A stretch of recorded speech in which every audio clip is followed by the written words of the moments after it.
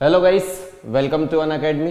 तो my dear friend, अभी हम किस पर डिस्कशन कर रहे थे? अभी हम डिस्कशन कर रहे थे लीनियर अलजेब्रा पर, जिसमें हमने बेसिक देख लिया था कि मैट्रिक्स क्या है, हमारे लिए इंपॉर्टेंट टॉपिक्स कौन कौन से हैं, मैट्रिक्स जो है कितने टाइप की है, रेक्टेंगुलर मैट्रिक्स, स्क्वायर मैट्रिक्स कौन कौन से टाइप की होती है। फिर हमने अलजेब्रा स्टार्ट ही किया था कि मैट्रिक्स में अगर आप एडिशन करते हैं तो कैसे करते हैं, स्केलर का अगर आप मल्टीप्लाई करते हैं तो कैसे करते हैं। आज हम उससे बाकी की आगे की चीजें पढ़ेंगे। और जब सेम अगर किसी को कोई डाउट आता है तो भाई सभी लोग अपने डाउट जरूर पूछे। चलिए सेशन को स्टार्ट करते हैं, बट सेशन को स्टार्ट करने से पहले मैं आप सभी स्टूडेंट को इंट्रोड्यूस कर देता हूं। माय डियर फ्रेंड, मैं हूं पल्लव गौड़, जो आपके साथ डील करते हैं engineering mathematics and engineering aptitude के साथ। एंड मुझे जो है 2+ ईयर का टीचिंग एक्सपीरियंस है and I am a 4 times GATE ranker. तो आप सभी स्टूडेंट को गेट से रिलेटेड कोई भी प्रॉब्लम हो, छोटी से छोटी प्रॉब्लम आपके पास हो, आप लेकर डायरेक्टली हमारे पास आ सकते हैं। आपकी सभी प्रॉब्लम का सलूशन हम देंगे। चलिए स्टार्ट करते हैं सेशन को। बट सेशन को स्टार्ट करने से पहले जो आपके लिए इंपॉर्टेंट अनाउंसमेंट है वो अनाउंसमेंट बता देते हैं कि आप सभी लोग हमारे Telegram channel the great hall GATE Telegram channel को ज्वाइन करें और हमारे यूट्यूब चैनल को भी सब्सक्राइब करें, क्योंकि यहाँ पर आपको जो भी सेशन है सभी की लिंक मिलती है और यहाँ पर आपको सभी की पीडीएफ मिलेगी। तो भाई सभी लोग इस टेलीग्राम को ज्वाइन कर लीजिएगा, क्योंकि आज का जो सेशन है उसकी जो भी पीडीएफ आपके लिए इंपॉर्टेंट है मैं वहीं पर शेयर करने वाला हूँ।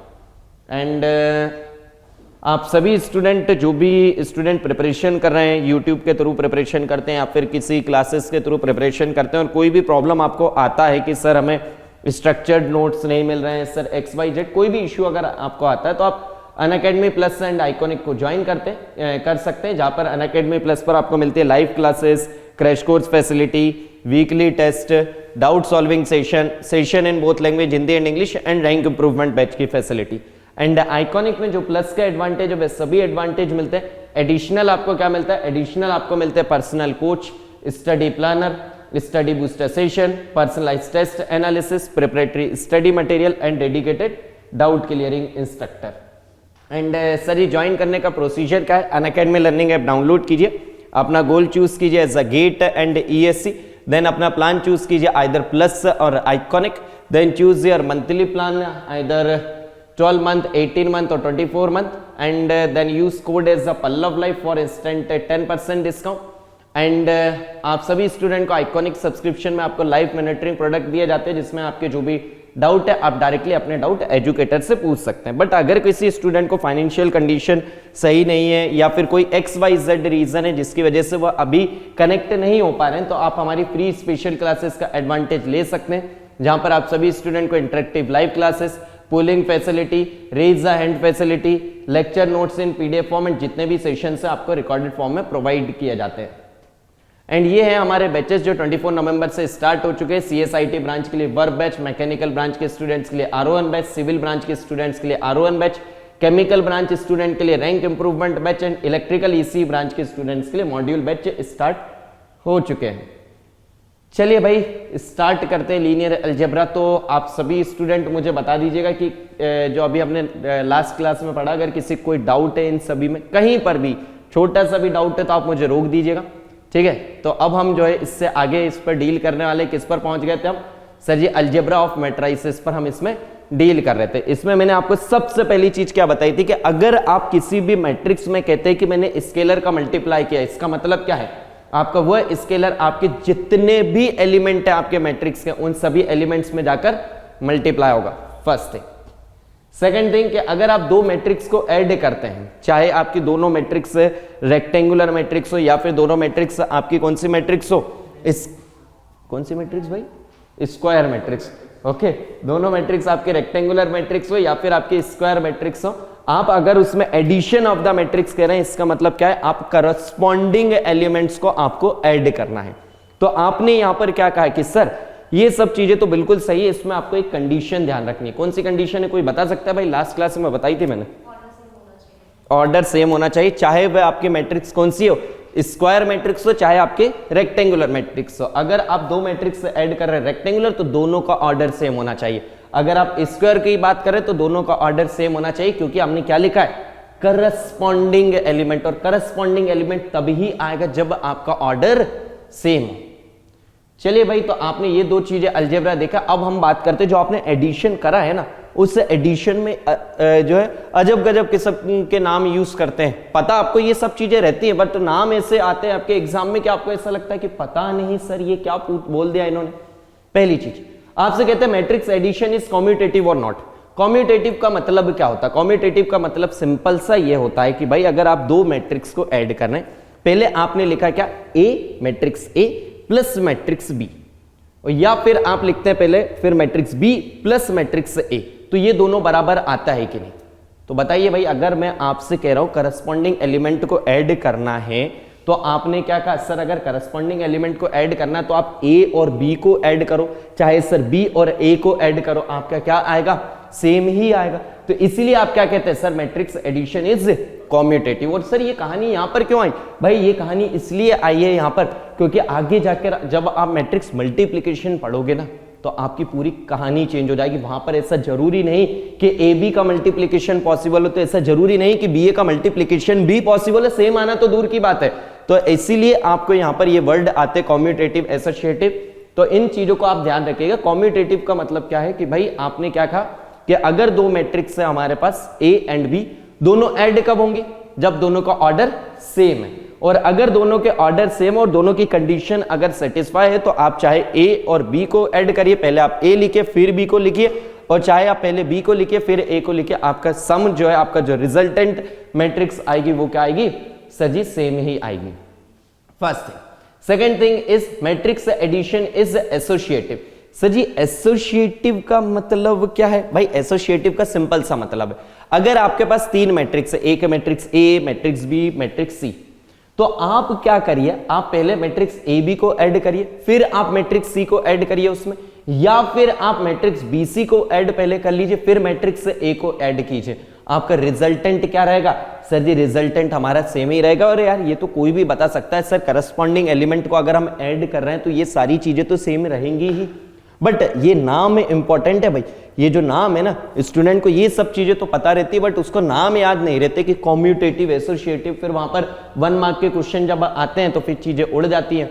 तो इसलिए भाई इनका नाम जरूर आप ध्यान रखें कि कॉम्यूटेटिव मतलब से दो मैट्रिक्स में बात कर रहा हूं, उसमें हम कह रहे हैं कि दोनों में ए बी को ऐड करिए, बी ए को ऐड करिए। फिर आप मैट्रिक्स एडिशन को अगर आप एसोसिएटिव कह रहे हैं तो आपने क्या करा, ए प्लस बी करिए एंड देन सी करिए, या फिर आप बी प्लस सी करिए एंड ए को ऐड करिए, रिजल्टेंट आपका क्या रहेगा, सर जी सेम ही रहने वाला है। Okay, cancellation law for matrix addition, simple सी बात है यार। जैसे आपने ये कहा matrix a plus b is equal to matrix a plus c, तो यहां से आप ए, मैट्रिक्स ए और मैट्रिक्स ए को कैंसिल कर सकते हैं, कर सकते हैं सर, क्यों नहीं कर सकते? अभी ही आपने बताया था हमें। एक बात बताइए यार, आपने ये जो ली मैट्रिक्स, इस मैट्रिक्स को उठाकर आप इस साइड लेकर जाएंगे, ठीक है, क्या आएगा बीच में साइन, माइनस का साइन, और जैसे ही वहां पर मेरे लाल माइनस साइन आएगा, आप करस्पॉन्डिंग एलिमेंट में से जो आपका इसका रिजल्टेंट आएगा, इसका रिजल्टेंट मान लो कुछ अच्छा सा डी मान लीजिए, ठीक है, ये जो आपका रिजल्टेंट डी आया था, इस डी में से आप क्या करोगे, करस्पॉन्डिंग एलिमेंट से ए को माइनस करोगे, तो सिर्फ डी में कौन कौन से एलिमेंट बचे, सर जी सिर्फ सी ही तो बचा। तो इसलिए आप यहां पर क्या कहते हैं कि हाँ यहां पर कैंसिलेशन लॉ भी हमारा वैलिड है, बट उसमें हमें ध्यान क्या रखना है, सेम चीज, कौन सी चीज, आपका ऑर्डर सेम होना चाहिए भाई। अगर ऑर्डर सेम नहीं है तो ना ही तुम ये एडिशन कर पाओगे, ना ही आप ये सब्ट्रैक्शन कर पाओगे, ना ही आप कैंसिलेशन कर पाओगे, ना ही आप कम्यूटेटिव के बारे में डिस्कशन कर पाओगे, ना ही आप एसोसिएटिव के बारे में डिस्कशन कर पाओगे। आप सिंपल सी बात है कि अगर आप एडिशन सब्ट्रैक्शन की बात कर रहे हैं, इसका मतलब आपने क्या कहा कि सर जी ऑर्डर सेम होना चाहिए। चलिए अब चलते नई कहानी पे भाई, मैट्रिक्स मल्टीप्लिकेशन। मैट्रिक्स मल्टीप्लिकेशन इतनी सिंपल चीज नहीं है और इसकी इतनी मेथड आपको मैं बताऊंगा, इतनी सारी चीजें आपको बताऊंगा, इतने ट्रिक्स आपको बताऊंगा कि आपको भी मजा आ जाएगा कि सर ये मैट्रिक्स मल्टीप्लिकेशन अब पढ़ने में मजा आया है। तो भाई सबसे पहली बात तो यह है कि सर अगर मैं बात करूं मैट्रिक्स मल्टीप्लिकेशन की, तो अभी आपने पढ़ा था आरसी, स्टार्टिंग में याद है, कुछ याद हो, सबसे पहले उसमें आरसी कुछ बताया था। तो एक चीज ध्यान रखिए कि आपका जो मैट्रिक्स मल्टीप्लिकेशन है वह क्या होता है, sir ji RC multiplication means row column multiplication. कौन सा मल्टीप्लिकेशन होता है, sir ji row column multiplication होता है ना। अब अगर आप दो मैट्रिक्स को मल्टीप्लाई करना चाहते हैं, ध्यान से सुनिए, अगर आप दो मैट्रिक्स को मल्टीप्लाई करना चाहते हैं तो आपका क्या होना चाहिए, सर जो फर्स्ट मैट्रिक्स है उसकी नंबर ऑफ रो और जो सेकंड मैट्रिक्स फर्स्ट मैट्रिक्स जो है, अगर आप इसकी बात करें, जो फर्स्ट मैट्रिक्स है इसकी नंबर ऑफ कॉलम और जो सेकंड मैट्रिक्स है उसकी नंबर ऑफ रो क्या होना चाहिए सर जी? इक्वल होना चाहिए। सर जी ऐसा क्यों? बताते हैं, अभी बताते हैं। क्योंकि आपने ये जो है आपने कहा कि सर जी यहां पर रो कॉलम मल्टीप्लीकेशन होगा। एक मैट्रिक्स लिया आपने ए, मान ली भाई ये एक मैट्रिक्स है, ये एक मैट्रिक्स लिया आपने बी। अब आपने क्या करा? नामकरण करिए। आपने क्या कहा? मुझे ये एक एलिमेंट निकालना है, निकालना है आपको ये एलिमेंट। तो अब आपको ये जो सी है, सी आपने कहा सर ए बी का मल्टीप्लीकेशन है। अब आपको ये जो सी है इस एलिमेंट को निकालना है। तो आपने क्या कहा? सर जी ये क्या होता है? रो कॉलम मल्टीप्लीकेशन होता है। मींस आप पहली मैट्रिक्स की लीजिए क्या? रो, और दूसरी मैट्रिक्स की क्या लीजिए सर जी? कॉलम। और फिर वही करस्पॉन्डिंग एलिमेंट मल्टीप्लाई और ऐड करते जाइए। a11 b1, a11 into b11, a12 into b21, ये सभी को मल्टीप्लाई करिए और फिर क्या कर दीजिए? ऐड कर दीजिए। तो आपने कहा सर मैं ऐसे एलिमेंट निकाल लूंगा, बट सर कंडीशन से क्या लेना देना है मेरे लाल? एक सिंपल सी बताओ, अगर आप यहां पर कह रहे हैं कि सर रो कॉलम मल्टीप्लीकेशन हमें यहां पर करना है, और अगर आप रो कॉलम का मल्टीप्लीकेशन करना चाहते हैं और पहले वाले मैट्रिक्स में आपके जो नंबर ऑफ कॉलम है, यानी कि क्या है sir? This one first second up to n, ये जो कॉलम है, और अगर ये आपके रो के नंबर ऑफ रोज के बराबर नहीं है तो आपका मल्टीप्लीकेशन आप करेंगे कैसे?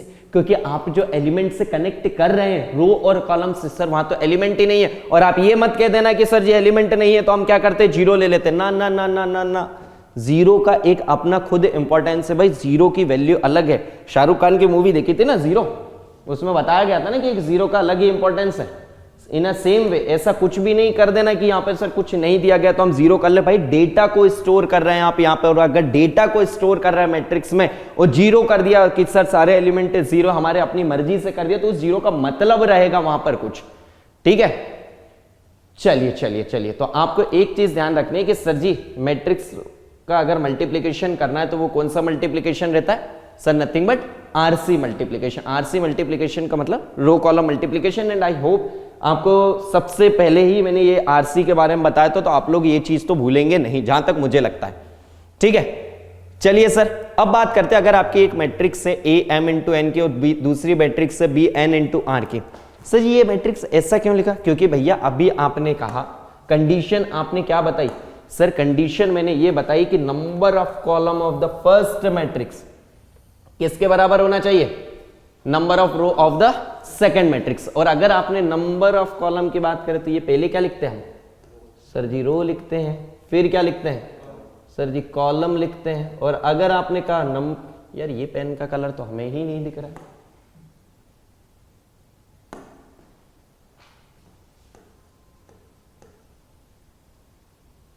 चलिए इसकी अगर मैं आपसे बात करूं तो आपने क्या कहा कि सर ये है हमारे नंबर ऑफ कॉलम। तो आपने क्या कहा सर ये नंबर ऑफ कॉलम और ये रहा नंबर ऑफ रो, किसके? बी वाली मैट्रिक्स का, दोनों बराबर होना चाहिए। तो आपने क्या कहा? यस सर, अगर ये एन है तो ये एन है। और जनरल नाम दे देते। भाई एक बात बताओ, जैसे किसी के घर में लड़के बच्चे होते हैं तो पिताजी पहले से तो प्लानिंग करके रखते नहीं है कि जिस दिन शादी हुई फिर पूरी प्लानिंग कर ली कि नहीं हम जो है हमारे इतने बच्चे होंगे तो हम उनके नाम ये रखेंगे। नहीं, ऐसा नहीं करते ना। जो हुआ जैसे किसी का नाम बड़े का कुछ नाम रखा तो उससे रिलेटेड नाम रख देते हैं कि हाँ भाई इससे रिलेटेड, मतलब कंडीशन जो है किस पर आती है? सेकंड पर आती है ना। पहले वाले पे तो कोई कंडीशन नहीं, कुछ भी नाम रख दिया उन्होंने, जो अपना अच्छा लगा उन्हें उस हिसाब से उन्होंने नाम रखा, फिर उससे रिलेट करते हैं दूसरे वाले को। इन सेम वे आपकी जो मैट्रिक्स ए है इस पे कोई कंडीशन है कि इसका क्या ऑर्डर है? आपने कहा जो मर्जी हो सर, अपनी मर्जी का लीजिए, कोई दिक्कत नहीं। बट अगर आप उसमें मैट्रिक्स बी का मल्टीप्लीकेशन करना चाहते तो आपको अब उस पर लानी पड़ेगी क्या सर जी? कंडीशन। और कंडीशन क्या है कि भैया जो पहली वाले मैट्रिक्स में आपके नंबर ऑफ कॉलम है वही दूसरी वाली मैट्रिक्स के नंबर ऑफ रोज के बराबर होना चाहिए। तो आपने क्या कहा? पहली वाले पे तो कोई कंडीशन नहीं थी, m इंटू एन रखा।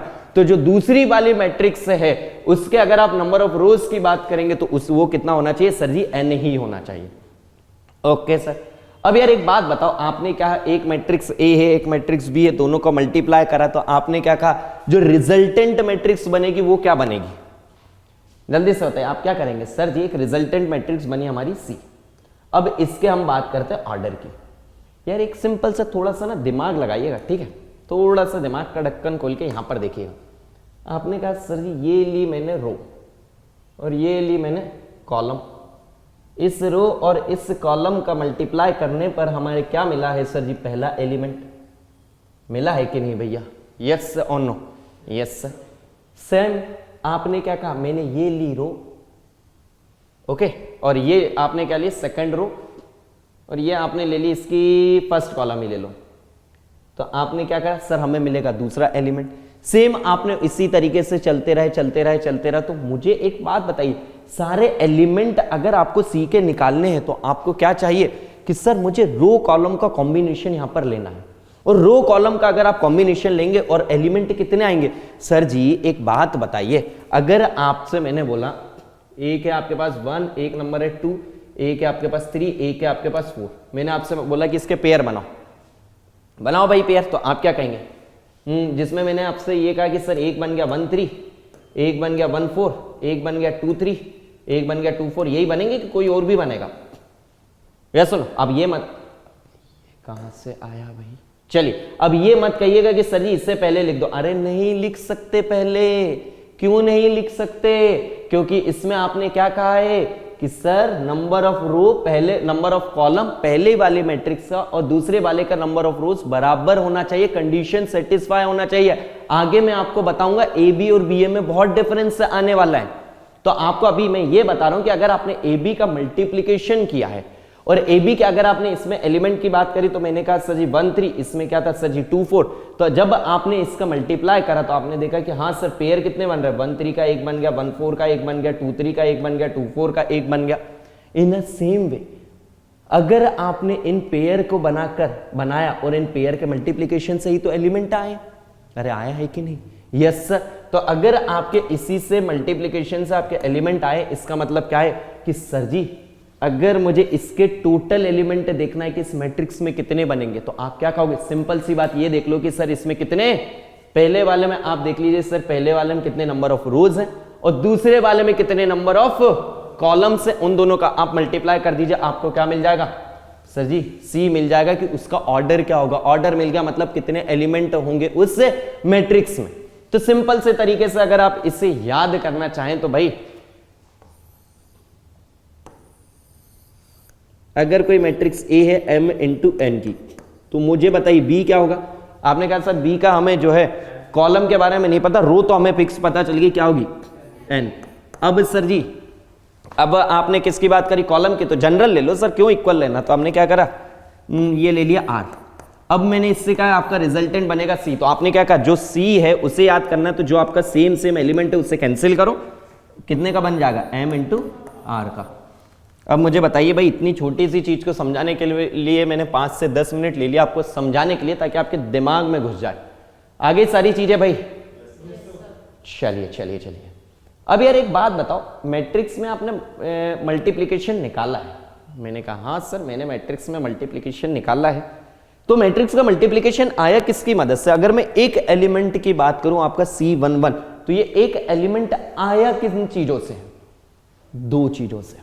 पहली चीज तो ये कि आपने क्या करा है सर जी? मल्टीप्लिकेशन करा है कि नहीं भाई? A11 B11 मल्टीप्लाई किया। फिर आपने क्या करा है सर जी? दूसरी चीज एडिशन, कि A11 को मल्टीप्लाई, A11 B11 को मल्टीप्लाई किया, A12 B21 को मल्टीप्लाई किया और फिर हमने ऐड किए हैं। Yes sir? यस सर हमने किया तो ये। जैसे मैं आपसे C11 की बात करता हूं कि मुझे बताइए C11, तो देखिए आपके दिमाग में ऐसे फीड करेंगे कि आप कभी भूलेंगे नहीं। कैसे? आपने कहा सर कोई भी मैट्रिक्स हमें दी हुई है उसका मल्टीप्लिकेशन निकालना, ए बी की कोई मैट्रिक्स है, ये मल्टीप्लाई कर ली, ये हमें मिल गया क्या? ऑर्डर। ये मैट्रिक्स मिली सी हमारे रिजल्टेंट, ये उसका हो गया ऑर्डर। तो आप उसके एलिमेंट के नाम तो लिख सकते हैं ना, ये है C11 first row first column, ये first row second column, first row rth column, ये सेकंड रो फर्स्ट कॉलम, ऐसे लिख सकते हैं ना। अब जैसे आपको निकालना है C11, तो C11 क्या बोल रहा है ये इसके बारे में बताओ तो। C11 का मतलब क्या है? First row first column. तो आपको क्या करना है सर जी? मैट्रिक्स मल्टीप्लिकेशन क्या होता है? Row column multiplication. तो आप क्या करिए, पहले वाले की लीजिए क्या? फर्स्ट रो, दूसरे वाले की क्या लीजिए? फर्स्ट कॉलम, और उनको मल्टीप्लाई करके ऐड कर दीजिए। ये देखिए A11 B11 plus A12 B21 A13 B31। Yes और नो? चलिए चलिए चलिए, सेम अगर मैं आपको कोई भी एलिमेंट दे देता, जनरल एलिमेंट की, एक काम करिए, कोई जनरल एलिमेंट मैंने कहा कि या CMR बताइए, तो आप क्या कहेंगे? सर जी मैं mth क्या लूंगा उसके पहले वाले की, mth लूंगा उसकी पहले वाले मैट्रिक्स की रो, और rth क्या लूंगा सर दूसरे वाले मैट्रिक्स की, सर जी कॉलम। जैसे आपने क्या कहा सर जी, ये रही हमारी mth रो और ये रही हमारी क्या rth कॉलम। आप क्या करिए, इसका और इसका मल्टीप्लाई करिए, इसका और इसका मल्टीप्लाई करिए, इसका मल्टीप्लाई करिए और सभी को ऐड कर दीजिए। अब यार आपको क्या लगता है, गेट एग्जाम आपसे ये पूछेगा क्या हमें मैट्रिक्स का मल्टीप्लिकेशन करके बताइए कि नहीं, हमें तो ये चेक करना है कि आपको मैट्रिक्स मल्टीप्लिकेशन आता है कि नहीं। कभी कभी चेक कर लेता है एक आध मार्क्स के लिए, बट यार सभी को आता है तो ये जो है इतना इंपॉर्टेंट नहीं है। बट गेट एग्जाम जो है ना आपसे एक्चुअल फील जानना चाहता है कि भैया आपने चीजों को एक्चुअल में पढ़ा है, रटा है कि बस उड़ा दिया है। अब यहां पर मेरा क्वेश्चन ये है कि आपने मैट्रिक्स का मल्टीप्लिकेशन जब किया तो आपने कितनी चीजें करी हैं? सर जी दो चीजें। पहली चीज है क्या सर जी, एडिशन, और दूसरी चीजें आपने क्या करी है, मल्टीप्लिकेशन। मेरा क्वेश्चन ये है कि जब आपने ए और बी का मल्टीप्लाई करके जो मैट्रिक्स से सी निकाली है उसमें मुझे ये बताओ कि कितने आपको एडिशन करने पड़े और कितने आपको मल्टीप्लिकेशन करने पड़े, जल्दी से बताइए। तो अब आप जो है आधे से ज्यादा स्टूडेंट के तोते उड़ जाएंगे कि हाँ सर पता नहीं। पहले तो ये बताओ क्वेश्चन समझ आया कि नहीं। जो चीजें हैं वो तो मैं आपको समझा दूंगा, वो मेरा टेंशन है। आप ये बताओ कि आपको अभी क्वेश्चन समझ आया कि नहीं। क्वेश्चन समझ आया? चल, तो इसमें पहली चीज मैं आपसे पूछता हूं, number of multiplication required to find out A B, और क्या क्या कहा आपसे, number of multiplication required to find out A B और सी। ए बी का मल्टीप्लिकेशन ही तो आपका क्या है सर जी, सी है। चलिए भाई, तो अगर मैं आपसे यहां पर कहता हूं कि एक एलिमेंट निकाल सकते हो, जल्दी से बताइए, एक एलिमेंट आप निकाल सकते हो C11। चलिए अगर मैंने आपसे कहा C11 निकालिए तो आपने क्या कहा सर जी, C11 होगा हमारा A11 B11 plus A12 B21 up to A1n Bn1, यही होगा। चलो यार एक बात बताओ मुझे, मल्टीप्लिकेशन की बात कर रहे हैं ना, तो सर जी अगर इससे थोड़ा सा ध्यान से देखते हैं, यहां पर एक मल्टीप्लिकेशन लगा है, हमें जरूरत पड़ी है इसकी एक की, यस सर। यहां पर एक की मल्टीप्लिकेशन की जरूरत पड़ी है कि नहीं पड़ी है? यहां पर एक मल्टीप्लिकेशन की जरूरत पड़ी है या नहीं पड़ी है? इसका मतलब क्या है कि सर अगर हमें एक एलिमेंट निकालना है, सर जी हमें एक एलिमेंट अगर निकालना है तो हमें यहां पर दो दो एलिमेंट के बीच में एक एक मल्टीप्लिकेशन तो हमें यहां पर चाहिए ही चाहिए, और फिर हम उसे ऐड करते हैं। तो यहां पर अगर मैं आपसे बात करूं कि अगर आपने यहां पर रिक्वायर्ड मल्टीप्लिकेशन ओवरऑल एक एलिमेंट को निकालने के लिए हुए कितने, तो आपने क्या कहा, एक मल्टीप्लिकेशन यहां हुआ, दूसरा मल्टीप्लिकेशन यहां हुआ, up to up to up to. जब आप दूसरे पे यहां पर पहुंचे, यहां 2 था, तो आपके कितने मल्टीप्लिकेशन हो चुके थे यहां तक में? सिर्फ मैं यहां तक मैं पूछता हूं, अगर मैं यहां पर A13 B31 लिखता तो कितने हो चुके थे? 3। तो मुझे बताइए अगर यहां पर A1n Bn1 लिखा है तो कितने मल्टीप्लिकेशन हो चुके हैं? और ये समझ आए कैसे हुए भाई, ये 1 ये 2 ये 3, ऐसे अगर मैं यहां पर मल्टीप्लिकेशन की बात करूं तो कितने एलिमेंट आ चुके हैं यहां पर? n। चलिए भाई, तो आपने ये कहा कि सर अभी मैंने एक एलिमेंट को निकालने के लिए कितने मल्टीप्लिकेशन रिक्वायर्ड है ये निकाल दिया है। अब मुझे बताइए अगर मुझे पूरी मैट्रिक्स का चाहिए कि जितने भी एलिमेंट है मैट्रिक्स में उन सभी में कितना होगा, तो आप क्या कहेंगे, यार जितने नंबर ऑफ एलिमेंट है उन नंबर ऑफ एलिमेंट का मल्टीप्लाई कर दो तो हमारा आंसर आ जाएगा, हाँ या ना? तो एक बात बताइए, कितने नंबर ऑफ एलिमेंट हैं आपके मैट्रिक्स में, जल्दी से बताइए। आपने क्या कहा सर जी, सी की जो मैट्रिक्स बनी थी, अभी आपने बताया था किसकी बनी थी, m इंटू आर की। एक एलिमेंट को निकालने के लिए हमें कितने मल्टीप्लिकेशन लगे हैं, n। तो सर जी m इंटू आर एलिमेंट के लिए कितने मल्टीप्लिकेशन लगेंगे? बहुत बढ़िया। चलिए अब बात करते हैं हम किसकी, एडिशन की, कि भैया एडिशन कितने रिक्वायर्ड। तो आप क्या कहोगे सर जी, एडिशन, और इसमें अगर ध्यान से देखें तो मुझे बताइए एडिशन कितनों के बीच में होता है? सर जी 2 के बीच में होता है। तो आपने कहा जब तक हम 2 तक पहुंचे तब तक तो एक एडिशन हुआ, फिर हम 3 तक जाएंगे तो फिर सर जी एक एडिशन, 2 हो जाएंगे, तो जिससे आप n तक पहुंचे तो कितने एडिशन होंगे आप?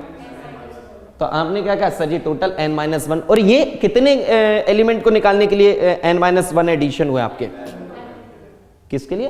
एक एलिमेंट को निकालने के लिए n-1 आपके एडिशन हुए। और अगर एक एलिमेंट को निकालने के लिए n-1 हुए तो आपके पास टोटल नंबर ऑफ एलिमेंट कितने हैं? तो आपके पास टोटल एडिशन कितने लग रहे हैं यहां पर? m into n-1 into r।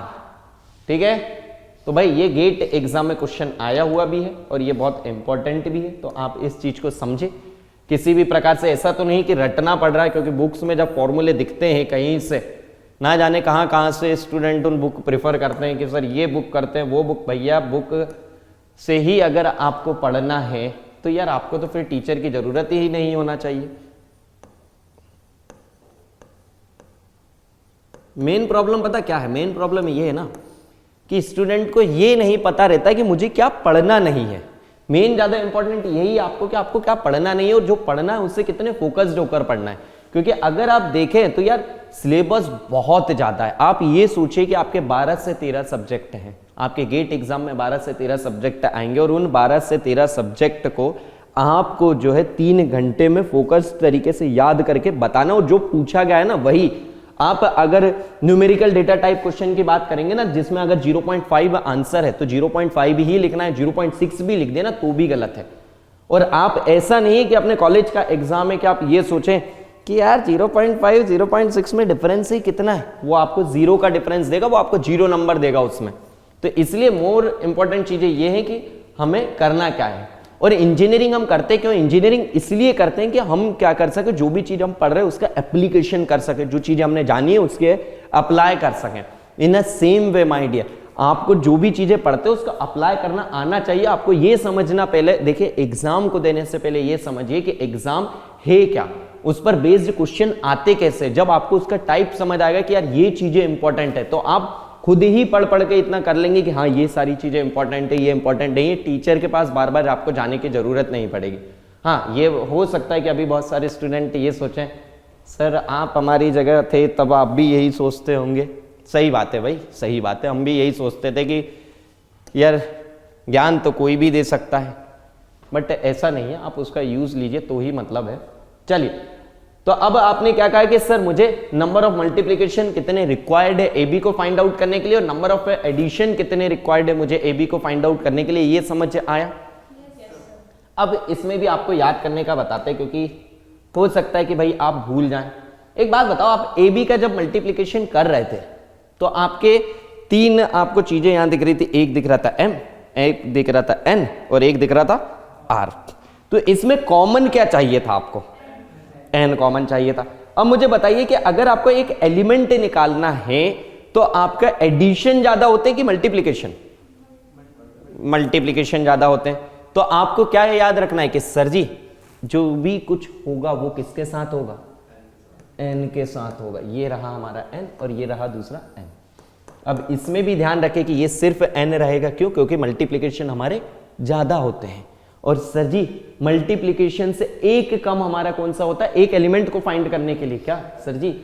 Addition. तो यहां पर क्या रहेगा? n-1। तो अब इससे याद रहेगा आपको?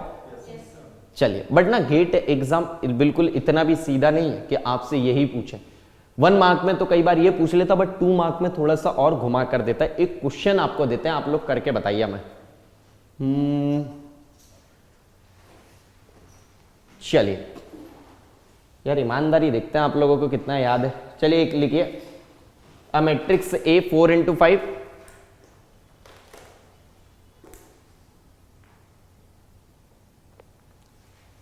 and second matrix B is 5x2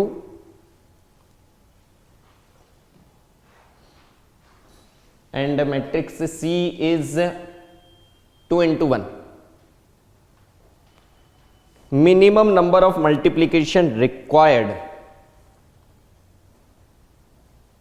Minimum number of multiplication required to find out ABC is numerical data type question है।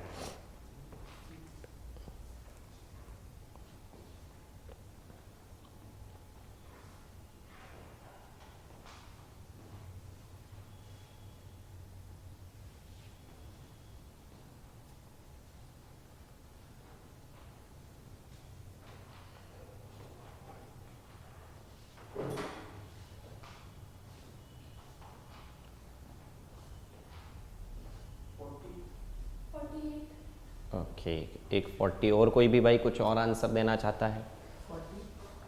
चलिए, कोई और भाई, कोई और महारथी? चलिए, तो आप तो ये बताइए मुझे कि आपने कितनी चीजों के केस के बारे में सोचा, एक केस या दो केस?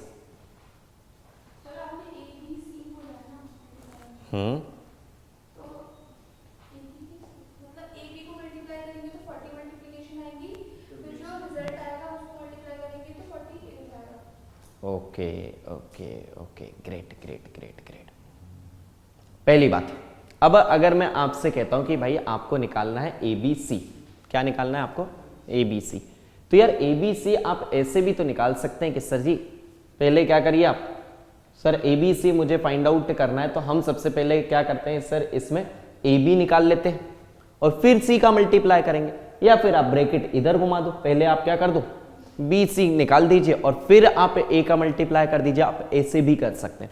तो आपको गेट एग्जाम इस तरीके के क्वेश्चन घुमा कर देता है, क्योंकि बस इसने यहां पर एक चीज लगा दी थी, वो क्या है यहां पर, वो है सर क्या, मिनिमम।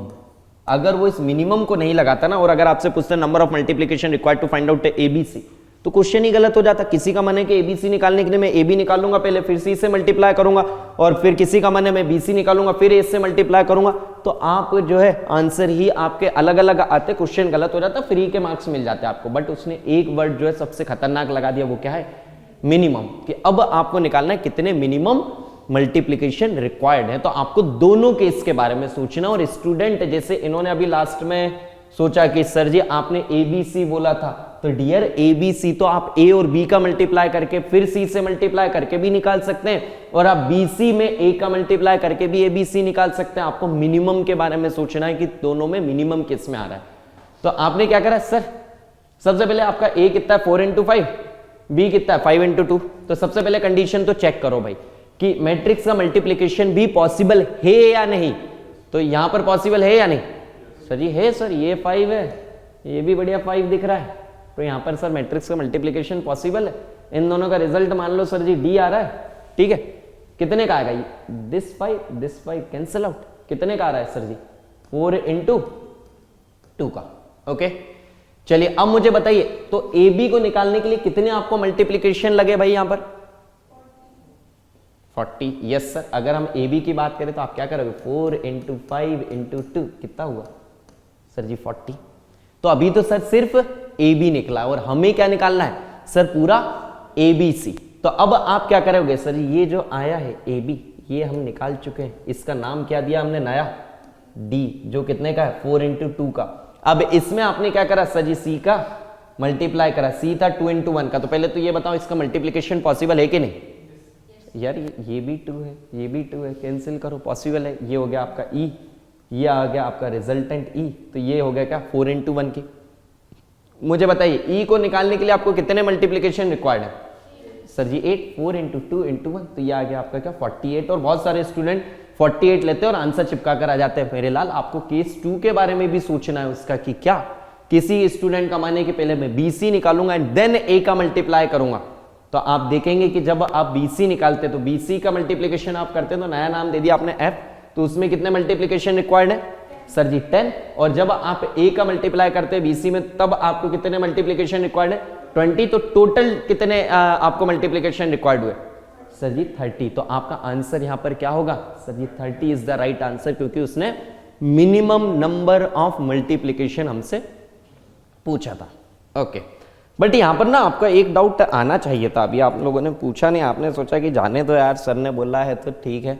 एक डाउट ये आपका आना चाहिए था कि सर जी एक बात बताओ, अभी तो आप चीजें बहुत हमें बोल रहे थे कि ABCCA ऐसा नहीं कर सकते, कॉम्यूटेटिव एसोसिएटिव ये सब चीजें आप बता रहे थे, ये तो बताया नहीं।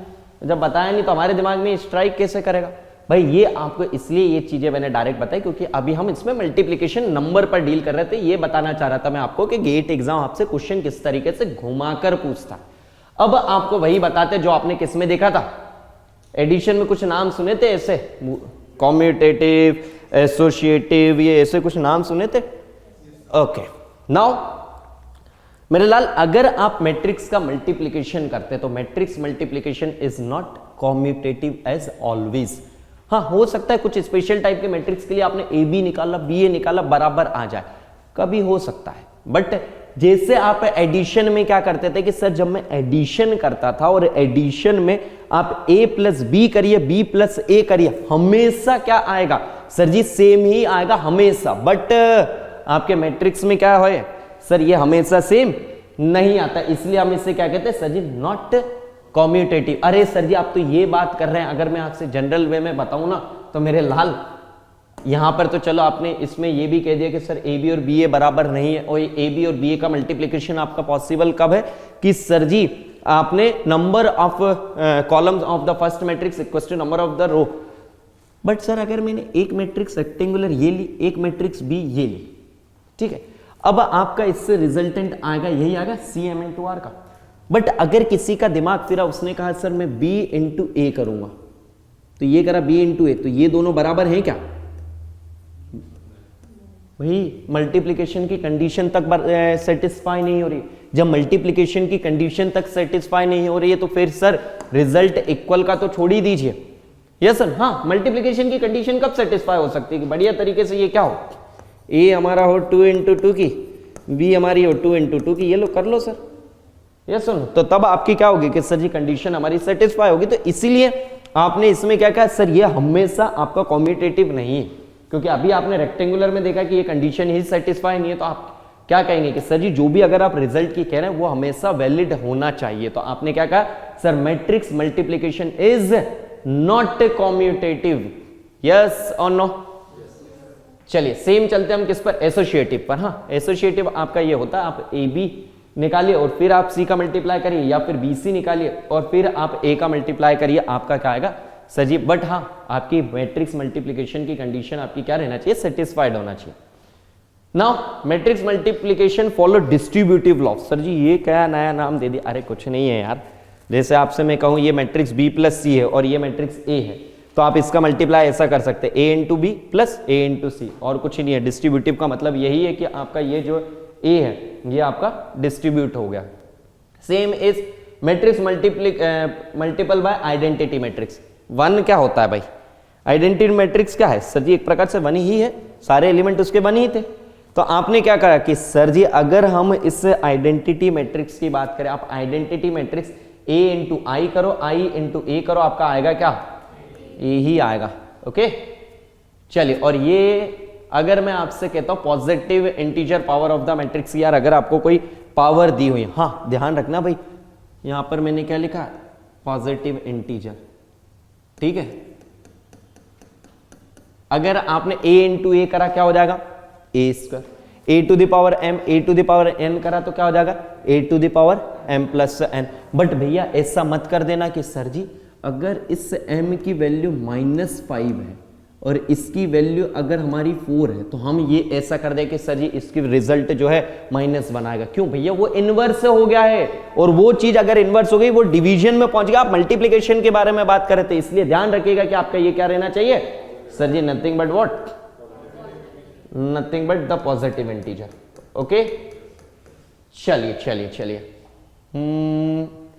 चलिए, तो ये हमारे मैट्रिक्स के बारे में था। डिटर्मिनेंट जो है कल हम डिटर्मिनेंट के बारे में पढ़ेंगे कि आप डिटर्मिनेंट निकालते कैसे हैं, आपके 2 इंटू 2 के ऑर्डर का, 3 इंटू 3 के ऑर्डर का, हायर ऑर्डर का, जनरल मेथड्स भी बताएंगे और यहाँ पर शॉर्ट ट्रिक भी बताएंगे। और शॉर्ट ट्रिक कुछ ऐसा नहीं है कि बहुत कुछ इन्वेंट की गई है, कुछ नहीं है, थोड़ा सा आप एक चीज आपसे कहूंगा यार कि मैथ्स एंड एप्टी के तो एजुकेटर हम हैं आपके साथ, और अगर आप किसी भी चीज को अगर कहीं से भी पढ़ते और कोई अगर आपको ये वर्ड बोले ना शॉर्ट ट्रिक, तो उनसे बस आप ये पूछेगा कि आपने इसके बीच का कंसेप्ट कहाँ गायब करा है, क्योंकि शॉर्ट ट्रिक बनाई कैसे जाती है, कुछ अलग से लॉ नहीं लगाया गया कि बहुत अलग लॉ लगाया गया, कुछ नहीं। आपकी क्या करते हैं, ये स्टेप दी हुई है, इससे आपको फाइनल रिजल्ट पर पहुंचे, उसे जनरल फॉर्म में कर दिया, और उसे जब जनरल फॉर्म में कर दिया तो ये आपको याद करने कह देते हैं कि ये आपकी शॉर्ट ट्रिक है।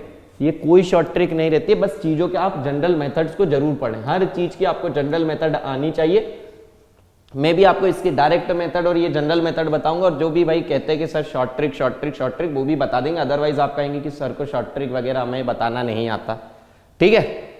चलिए चलिए चलिए चलिए गाइस, तो सेशन को हम एंड करते हैं। Thank you all, thank you so much.